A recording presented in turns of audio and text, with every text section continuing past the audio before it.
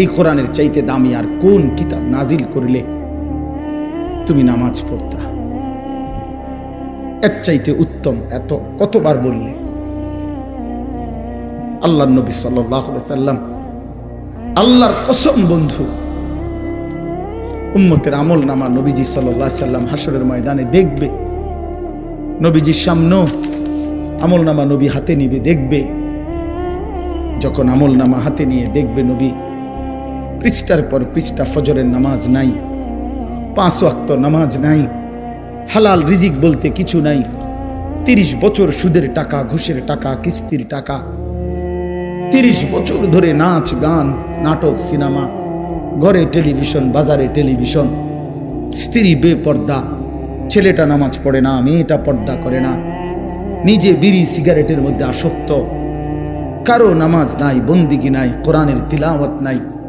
এই আমল নামা দেখে আল্লাহর কসম নবী জিজ্ঞাসা করবে, উম্মত এত বড় বেইজ্জতি তুই আমারে কেমনে করলি? উম্মত আমার সামনে এটা তুই কি দিলি? তুমি কি জানো উম্মত, আমি 23টা বছর টানা তোর জন্য কেঁদেছিলাম উম্মত।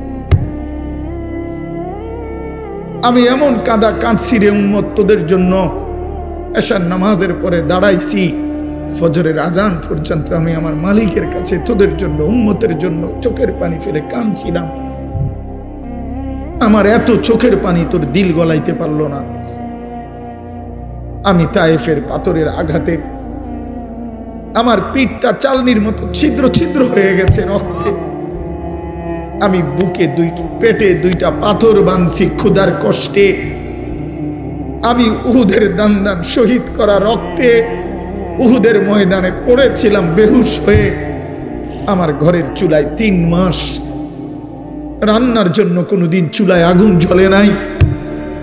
আমার এত চোখের পানি, এত রক্ত, এত ক্ষুধার কষ্ট, কিছুই তোর মন গলাইতে পারলো না, তোরে সেজদা দিতে পারলো না। এটা আমার সামনে কি আনলা? আমি এই আমল নামা নিয়ে আল্লাহর সামনে কেমনে দাঁড়াবো? আমি কেমনে বলবো আমার মালিকের কাছে আমি কি সুপারিশ করব? আমি কেমনে বলবো রব্বুল আলামিন এটা আমার শ্রেষ্ঠ নবীর শ্রেষ্ঠ উম্মতের আমল নামা? বল ভাই আমার, তুমিই বলো, তুমিই বলো।